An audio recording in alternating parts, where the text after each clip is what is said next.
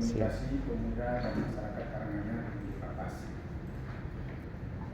Melihatnya terkait dengan permohonan audiensi dialamatkan ke Direktur Negara.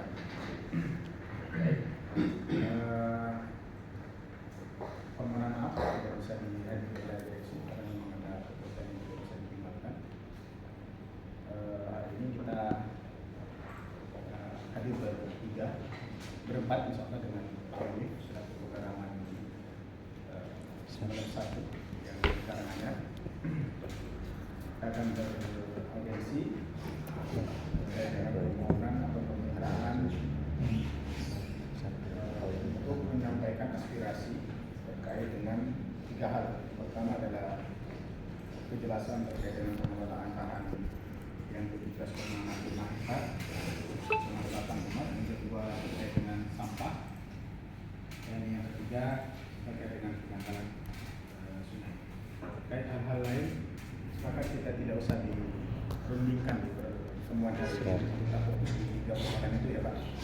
Terkait dengan misalkan ada persoalan lain yang kita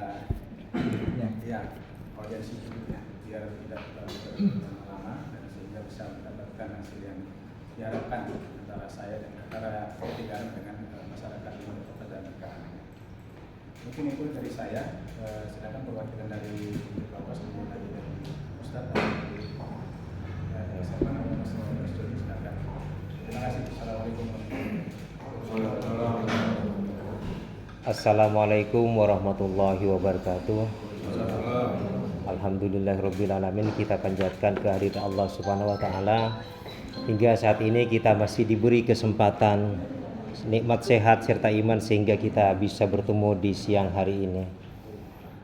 Langsung saja Pak, mohon maaf kehadiran kami di sini jangan kemudian direspon secara berlebihan, dalam artian kami ke sini datang bukan untuk menjadi rival, tapi kami datang sebagai saudara, sebagai sahabat dari PT Garam, karena tempat tinggal kami berada di tengah-tengah PT Garam dan setiap hari pastinya berinteraksi dengan hal-hal yang ada kaitannya dengan PT Garam.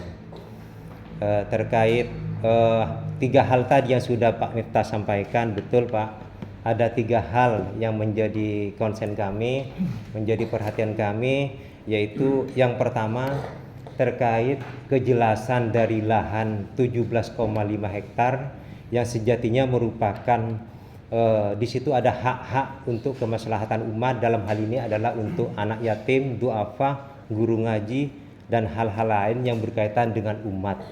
Itu yang pertama. Kemudian poin yang kedua adalah banyaknya sampah di lingkungan PT Garam yang berbatasan langsung atau berdekatan dengan hunian masyarakat atau perkampungan Pak, yang kami menilainya itu merupakan suatu hal yang sudah luar biasa, dalam artian sangat-sangat tidak baik untuk kita lihat, atau pemandangan yang tidak terlalu begitu menyedihkan ketika kami melihat situasi seperti itu. Kemudian poin yang ketiga adalah pendangkalan saluran air milik PT Garam, yang mana itu ketika PT Garam melakukan aktivitas pemompaan ketika musim kemarau baru masuk, itu kemudian meluber ke jalan raya yang dampaknya kemudian menyebabkan masyarakat banyak yang dirugikan, terutama pengguna jalan, dan terjadi hal-hal yang di luar harapan kita bersama, yaitu terjadinya kecelakaan, orang jatuh, dan segala hal yang kemudian harus kita perhatikan bersama-sama. Sekali lagi kami datang ke sini bukan untuk menjadi rival PT Garam, tetapi kami ingin menjalin komunikasi kepada PT Garam, menjadi bagian dari PT Garam kalau misalkan boleh dikatakan seperti itu, agar ke depan PT Garam dan juga masyarakat terjalin hubungan yang harmonis, tidak ada lagi gesekan-gesekan. Harapan kami kan seperti itu. Untuk poin-poin tersebut kami akan memberikan kesempatan kepada teman-teman yang hadir di sini menyampaikan hal-hal, tentu saja tetap kepada 3 poin itu saja, seperti itu sesuai kesepakatan yang kita sepakati siang hari ini. Kesempatan pertama saya serahkan kepada Mas Herman, mungkin nanti bisa disambung oleh teman-teman yang lain. Terima kasih. merujuk pada berita acara mediasi PT Garam Persero dengan masyarakat penggarap lahan desa Nambakor, Penyirapas dan Karanganyar. Di antaranya itu di sini sudah tertuang bahwa di tahun 2019 Saudara Saiful Rahman akan menyerahkan 50% lahan garapannya yang sebelumnya sebanyak 35 hektar ke PT Garam Persero beserta dengan pekerjanya yang kemudian pemanfaatan terhadap hasil produksinya untuk kemanfaatan masyarakat di sekitar desa Nambakor, Penyirapas dan Karanganyar. Pertanyaannya, ini lahan milik siapa? Kok masih diserahkan ke PT Garam? Kedua, dengan 17,5 hektar ini sudah kita dimediasi di PT Garam, di kejaksaan oleh 17 ini sudah diserahkan kepada kemaslahatan umat yang pada waktu itu para warga desa Karanganyar pinggir Papas sudah melakukan upaya pada waktu itu untuk dikelola secara independen untuk masyarakat biar pengawasannya enak. Ternyata saya juga kaget kemarin ketika ada berita bahwa lahan 17 hektar cuma dapat ini 60 ton garam tahun kemarin. Jadi ini tolak ukurnya pakai apa? Padahal PT Garam kalau sudah punya tolak ukur sendiri, mau pakai dengan BE air itu juga sudah ketahuan per hektar dengan BE air berapa ketemu berapa ton sekian musim. Kalau pakai pembanding punya masyarakat yang notabene airnya itu BE-nya BE rendah, itu rata-rata pada umumnya dalam satu musim itu mencapai 150 ton. Ketika ini 17,5 hektar dapatnya 60 ton, 60 kali 4. 60 kali 4 sekitar 240-an lah semuanya. Lah sisanya ini kemana? Ini tolak ukurnya pakai tolak ukur apa? Kalau kita baca menyimak ini diserahkan semua ini kan tadi kan oleh Saiful Rahman lahan diserahkan 50% beserta pekerjanya. Berarti yang mengelola itu PT Garam kalau sudah diserahkan. Tapi di sini ada kata-kata akan. Ini apa diserahkan apa belum? Ini akan menyerahkan. Yang namanya akan ini bisa diserahkan bisa enggak. Lah kalau kita diserahkan berarti murni ini yang mengelola PT Garam. Lah sekarang hasilnya kok cuma 240 ini per musim. Jadi kita perlu kejelasan hasil itu. Dan tentunya juga ini juga harus ada pengawasan yang ekstra. Jadi yang dari beberapa pihak juga harus terlibat untuk mengantisipasi adanya ya penggelapan seperti ini. Terima kasih.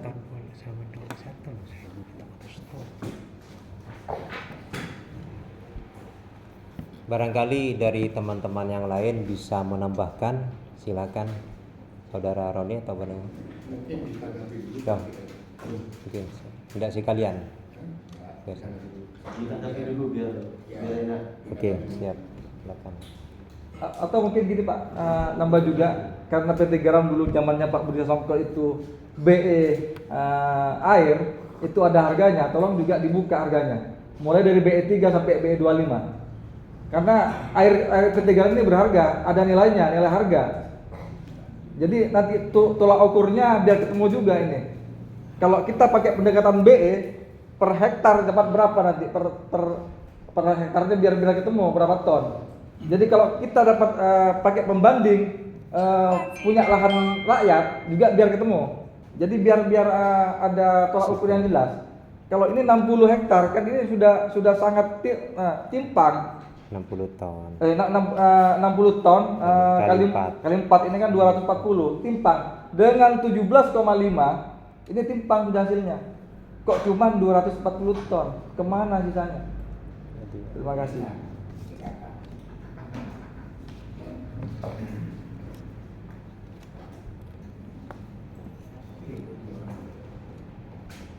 Saya tanggapi dulu ya. Ya, Silakan, tanggapi Pak. dulu aja Pak, biar ada Pak. Iya.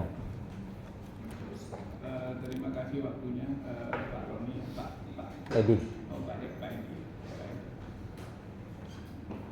Jadi terkait dengan apa yang disampaikan Pak Edi dan Pak Herman terkait dengan permasalahan rumah dari 35 hektar dikurangi 17,5 ya, Hektar ya. 17,5 itu untuk kemaslahatan umat yang awalnya itu sebenarnya kalau nggak salah yang ditunjuk saat itu suruh mengelola itu Chather awalnya. Namun Chather nggak mau sehingga kepala desa sepakat saat itu dikelola oleh Saiful. Dari 17,5 hektar itu hasilnya 50% untuk PP Garam, 25% untuk pekerja, dan 25% untuk kemaslahatan umat. Betul. Jadi terkait dengan pengawasan saya sepakat. Kalau terkait dengan pengawasan memang hal ini merupakan kewajiban kita bersama untuk mengawasi itu terutama ketika. Jadi dari hasil yang 25% yang tahun kemarin dapat berapa? Dapat 8.920 Ada 9. kali 9. Jadi yang awalnya dibagi 3 kepala desa terus disepakati menjadi 8 kepala desa dan sepakat disepakati saat itu menjadi 9 kepala desa karena dianggap berdekatan dengan lahan pendidikan. Jadi itu yang saya sampaikan, yang bisa saya sampaikan. Memang kondisinya seperti itulah, Pak Herman. Jadi kalau misalnya mau ditanggapi, dipersilakan. Tadi masih belum dijawab terkait penyerahan yang diserahkan oleh Saiful itu lahan milik PT Garam apa Saiful? Atau masih diserahkan? Lahan milik PT Garam. Tentunya juga ini juga ada menyebutkan nominal luas 35,56 ini sudah benar-benar. Jadi 35 hektar itu dibagi 2, 17. Enggak, globalnya dulu Pak. Globalnya ini benar enggak 35? Iya, 35. Masalahnya pas masih yang zamannya Buya Songko, ada Kak Tuan Giatno juga di sana waktu itu. Pak Saiful ini juga mengaku bahwa dia memulai menggarap 50 hektar. Tapi ternyata di kejaksaan itu sudah berubah 35 hektar. Jadi yang kita pertanyakan kemana 15 hektarnya? Ini kan harus diperjelas juga. Ini yang benar 35 apa 50? Yang saya tahu Pak Saiful itu menggarap di E103 itu 35 hektar. 35 hektar. 103 50 hektar. Ya, 35 dibagi 2 kan jadi 17,5. Sedangkan di lain itu saya tidak tahu. Yang saya tahu ada penggarapan di E105 itu langsung digarap oleh pekerjanya yang Junaidi CS. Mungkin orang berasumsi dikira itu punya Saiful, dikira itu. Tapi itu yang mengelola adalah Pak Junaidi CS. Selain itu saya tidak tahu. Kalau misalnya ada temuan di lapangan, kami bersedia